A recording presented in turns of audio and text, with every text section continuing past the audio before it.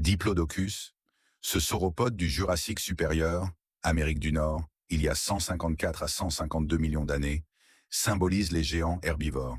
Avec ses 30 mètres de long, dont un cou et une queue extrêmement allongés, et un poids de 15 tonnes, il broutait la cime des arbres. Sa dentition en peigne lui permettait d'arracher les feuilles sans mâcher, compensée par un système digestif fermentant la matière végétale.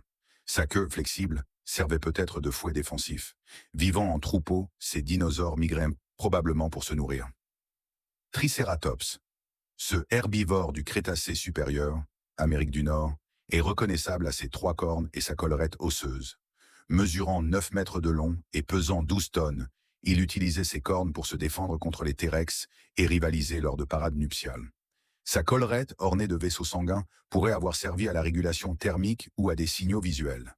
Les Triceratops vivaient en groupe, comme en attestent les fossiles regroupés. Ptérodactyle. Bien que souvent associé aux dinosaures, le ptérodactyle, du genre Pterodactylus, appartient aux ptérosaures, reptiles volants du Jurassique supérieur. D'une envergure de 1 à 2 mètres, il se nourrissait de poissons et d'insectes, attrapés en vol grâce à un bec étroit et des dents pointues. Ses ailes, membraneuses et soutenues par un 4e doigt allongé, en faisaient un planeur agile. Les ptérosaures, dont certains géants comme Quetzalcoatlus, 12 mètres d'envergure, sont les premiers vertébrés à avoir maîtrisé le vol actif. Conclusion.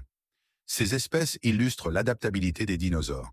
Prédateurs apex, chasseurs agiles, géants paisibles, herbivores blindés et maîtres du ciel.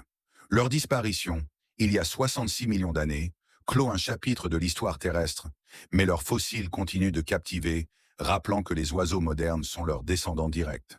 Le ptérodactyle, bien que non dinosaure, symbolise quant à lui l'incroyable diversité de la vie préhistorique.